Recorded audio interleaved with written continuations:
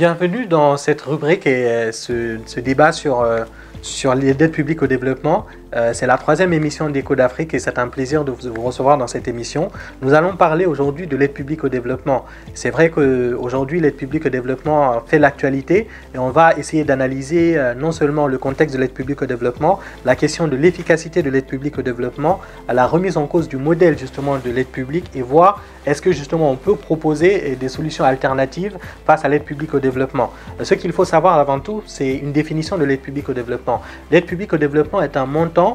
que les pays développés accordent justement aux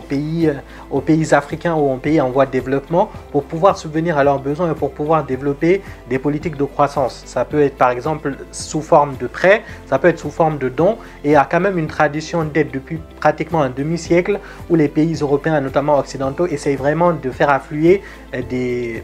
prêts ou des dons. Ça peut passer par des agences de coopération qui, elles, pilotent un peu cette aide publique au développement. Donc du coup, on va essayer de parler non seulement de l'efficacité de cette aide et surtout du contexte, parce que vous n'êtes pas sans savoir aujourd'hui que les États-Unis, à travers leur agence USAID, ont interrompu leur aide publique au développement en sachant que cette aide finance beaucoup de secteurs et notamment beaucoup d'entreprises dans les pays africains, que ce soit dans des secteurs stratégiques comme la santé, des secteurs vitaux comme l'éducation et beaucoup d'autres secteurs. Et donc cette aide est vraiment vitale pour les pays africains. Et là, le fait que l'USAID décide justement d'interrompre cette aide aura des conséquences dramatiques, non seulement pour les agences, mais aussi pour les personnes qui bénéficient de cette aide. Donc du coup, nous allons vraiment analyser les raisons qui ont poussé peut-être les États-Unis à interrompre cette aide, tout en sachant que peut-être qu'ils ont peut-être moins de moyens, mais est-ce que ce n'est pas plutôt la question de l'efficacité de l'aide qui pose problème? Donc du coup, on va essayer de parler de la question de l'efficacité de l'aide et du piège de la pauvreté. Il y a un économiste qui parlait justement du piège de la pauvreté parce que il disait que l'aide n'était pas efficace dans la mesure où les ménages africains étaient pauvres et que les revenus qu'ils percevaient de cette aide publique au développement n'étaient pas importants. Il disait qu'ils étaient pauvres parce qu'ils étaient pauvres, ils n'arrivaient pas à épargner. Vous savez que, disons d'une certaine manière, les pauvres ont une propension marginale à consommer plus importante. Et tout ce qu'ils reçoivent comme aide, ils la consomment et malheureusement, ils ne peuvent pas dégager d'épargne pour pouvoir financer des investissements et pouvoir sortir de la trappe à pauvreté, du piège à pauvreté. Donc du coup, certains économistes ont critiqué l'aide en disant que c'était une aide qui servait juste à entretenir les pays africains, les ménages africains et qui ne leur permettait pas justement de créer une forme d'autonomie et d'indépendance pour pouvoir vraiment sortir de la pauvreté et mener des activités autonomes. On a aussi la question de la démographie, car beaucoup de ménages africains parfois sont nombreux, des ménages de 5-6 personnes, et les revenus sont assez faibles. Donc du coup, quand on perçoit de l'aide ou des montants,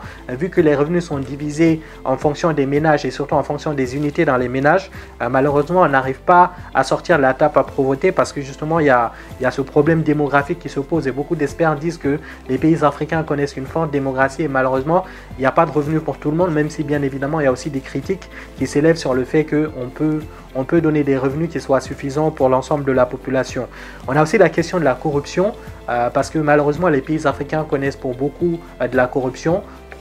La corruption grignote selon certains chiffres 3% du PIB pour chaque pays africain, donc du coup c'est un chiffre énorme et malheureusement l'aide transite parfois par ces États et ces États-là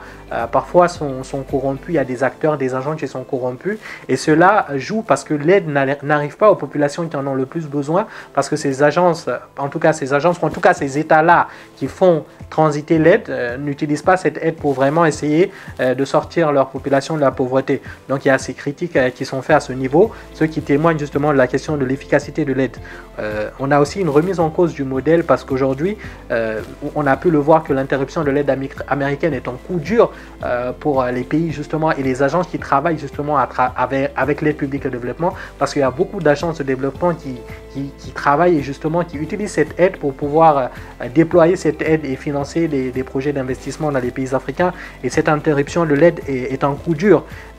Mais il faut aussi accepter certaines critiques et peut-être inviter les États africains, mais surtout les entreprises qui travaillent, les multinationales et les entreprises, les agences d'investissement qui travaillent, à vraiment peut-être faire une remise en cause de leur modèle et peut-être à dépasser des critiques, à se réinventer et à proposer peut-être une aide qui puisse permettre aux pays africains de pouvoir vraiment sortir de l'ornière et donner les clés de développement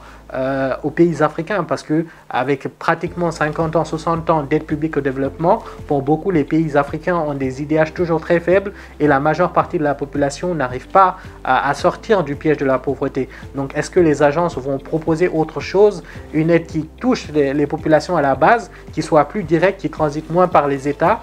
Je pense qu'en tout cas, les acteurs de l'économie sociale, mais surtout les acteurs de l'économie sociale peuvent être aussi un relais pour pouvoir permettre justement à ces agences-là de travailler plus efficacement afin vraiment de faire affluer l'aide et surtout de donner des clés d'autonomie et d'indépendance aux pays africains qui en ont besoin. Il faudrait peut-être aussi repenser le modèle, donc comme je le disais, aller aux acteurs qui sont à la base, par exemple les coopératives dont on a parlé, les mutuelles.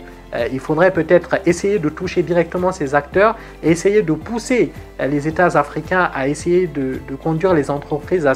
à s'autonomiser afin vraiment que l'aide puisse vraiment aller vers ces acteurs qui sont ces acteurs de terrain. Parce que parfois quand l'aide est monopolisée ou que l'aide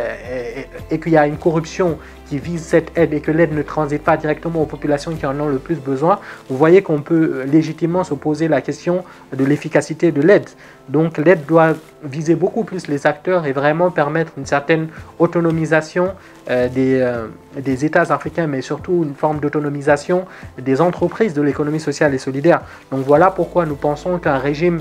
d'économie sociale et solidaire et que l'aide qui s'appuie sur un régime d'économie sociale et solidaire peut être plus efficace pour les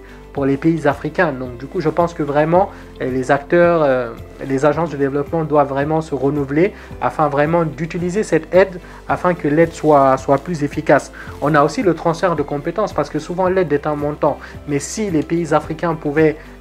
bénéficier de transfert de compétences plutôt que d'aide ou de montants sous forme physique ou sous forme numéraire, là ce serait aussi plus efficace. On parle beaucoup de l'industrialisation de l'Afrique, mais si les pays européens, occidentaux, maintenant asiatiques, peuvent transférer les compétences afin que les pays africains développent des régimes de croissance qui puissent être bénéfiques à leur population, je pense que là c'est encore plus bénéfique que l'aide publique au développement qui permet justement d'atténuer la pauvreté, mais qui ne permet pas d'une certaine manière de générer une forme d'autonomie. Donc je pense que les agences de développement doivent se renouveler afin vraiment de permettre aux États africains de pouvoir vraiment avoir une forme de levier de croissance et surtout de pouvoir s'appuyer sur les transferts de compétences, parce que là justement les États africains auront beaucoup plus de moyens et pourront générer leur régime de croissance qui ne va pas dépendre justement des aléas ou des motivations de certains pays, comme par exemple le cas des États-Unis qui ont décidé d'interrompre l'aide. Donc du coup, il faut vraiment que les États africains aussi essayent de se renouveler et de ne plus dépendre de l'aide. Mais pour ça, le transfert de compétences est vital. Donc encore une fois, nous avons vu que la question de l'aide et surtout la question de l'efficacité de l'aide pose problème. Est-ce que justement cette aide permet aux pays africains de pouvoir sortir de l'ornière? On a aussi vu la remise en cause du modèle de l'économie sociale, la remise en cause du modèle de l'aide. Est-ce que justement cette aide ne doit pas être renouvelée? Et nous avons essayé de penser que l'ESS peut être un modèle alternatif et que le transfert de compétences peut être un outil clé pour permettre justement le renouvellement de l'aide afin que l'aide puisse bénéficier aux populations et puisse permettre aux États africains d'enfin connaître le développement et de permettre de réduire les inégalités sociales. Je vous remercie d'avoir suivi cette émission et je vous invite très prochainement pour une nouvelle rubrique. Merci.